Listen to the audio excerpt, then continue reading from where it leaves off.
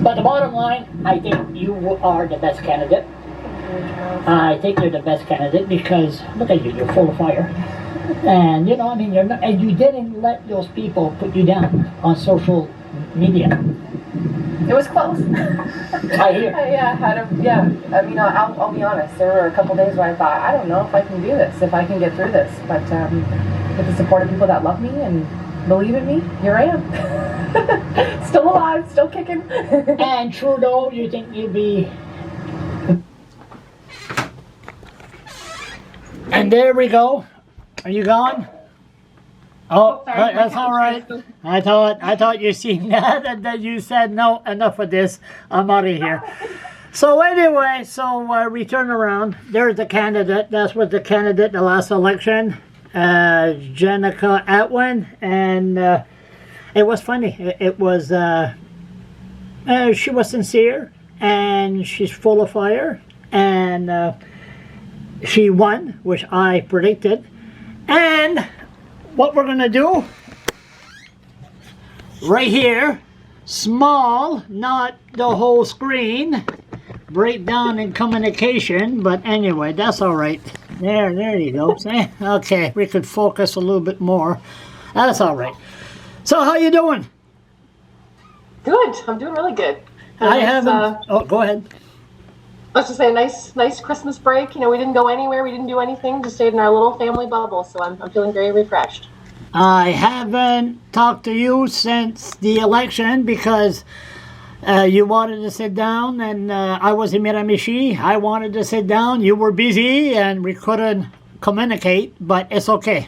We're here in January, the new year. Maybe this is your first rant for the new year. Yeah, it would be for sure. It's all good. Okay, now March. See, I didn't want to mark stuff down because I didn't. You're a person that's open, and I could just chat away. But then I said, now she's the MP on the side of the government. This is serious stuff. Well, I'm still the same person, though. I still am open and honest, so you feel free to ask me whatever you need to ask me. We will pretend that this is the day after a week. In this case, a week after the election, or maybe a month. How did it feel that night to make a victory speech, which you didn't make that night, but to say, oh, I'd like to thank all my fellow Liberals, but you crossed the floor from the Green Party. How it was a big difference when you first got elected and you walk inside Picaroons. So how did it feel? Well, it felt amazing. It felt validating. You know, we put a lot of work into it. It was a very emotional election as well. So it was just kind of a relief more than anything that I would get to go back and do my job that I love so much for the people of Fredericton, and to kind of have another crack at it. You know, the 2 years of being an MP have been pretty tumultuous, but it's all about the job. And so now I'm just excited for this new opportunity to start fresh again and with a new team. And it's a great team. It really is. You owe me an apology.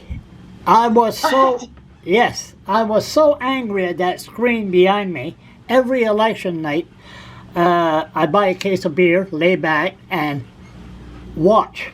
And when I saw Andrea Johnson in the lead, I go, what? I mean, for me, it's nothing personal, but any candidate that avoids me don't want to have an interview or whatever. There's something, but never mind that. Focus, Charles. But how you lost our motto, right?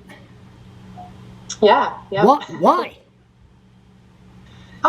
It's hard to say. I mean, there's a lot of factors with each polling station and kind of how to determine things. But in Ormocto, even though it's where I'm born and raised, it's where I used to teach. My children go to school here. It's still there's a lot of different voices and a lot of different perspectives because it's there's a lot of military families that kind of come in and out as well. There's a lot of different, I think, elements to why, but we're going to work hard to win those people over and to door knock in Ormocto, outside of election period, so we can have those one-on-one conversations and figure out, why I wasn't their choice, and hopefully to be the choice the next time around. I'm trying to figure that one out because the candidate, Andrew Johnson, how many debates did she join? Did she participate?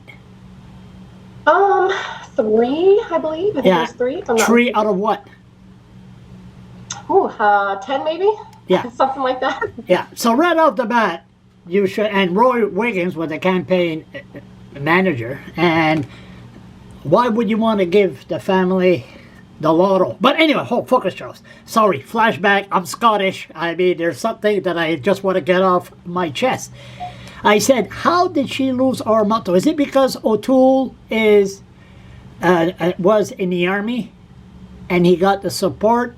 Do you know where the polls are coming from in Ormocto? Is it the army base or? Again, it's hard to say. Like, we have to look at some of the data and break it down. Yeah, I mean, firearms is a big issue as well. We've got we're a town, but we're pretty rural, so that some of those issues came up.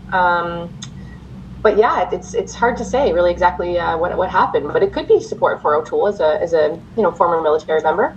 I was surprised because they questioned him on the weapon issue, guns, and he sort of took like the Fifth Amendment. He wasn't answer. Remember that? He wouldn't answer the question. And right off the bat, I said, if a man acts like that in the opposition, how is he going to act if he's prime minister? I mean, I don't know. Maybe it's me. Where's your office? We're on the north side. We're at 154 Main Street. Is that the same place you were when you were with the Green Party? Yeah, yep. Same place? How about in Ormocto? Do you have an office there? We don't. We've been looking into potentially having a satellite office, but the problem is that Ormocto's not on the bus route, and we really want to be accessible. So we try to be in a place that's kind of, accessible for the whole riding. Yeah, and one more thing I wanted to ask. Oh, is there anybody who's left around you that was with you when you first started the Green Party? So my chief of staff, Maryse, she's still with me. Maryse, yeah, she's sweet. Yeah, my receptionist is still with me, the wonderful Camille. And then we've got some new team members. So it was a big shift, but little less than half stayed around. I predict. What the hell I was that? See, I'm marking everything down, and what we're talking, I talked about that already. Oh, how's it feel to walking inside that Liberal caucus after the election?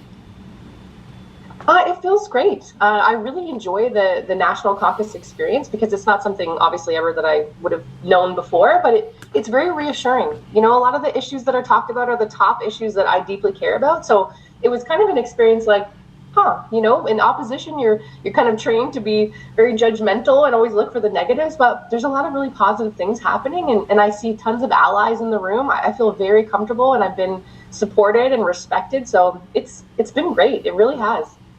A lot of New Brunswickers and Canadians want to know, and I'm going to ask you this question, and please feel free to answer me. If not, no hard feeling. Did Joe Biden win the election? Of course he did. Did he? Yes. Okay. Now, if you say he did, he did. Where are we going as a society when we start calling elections fake?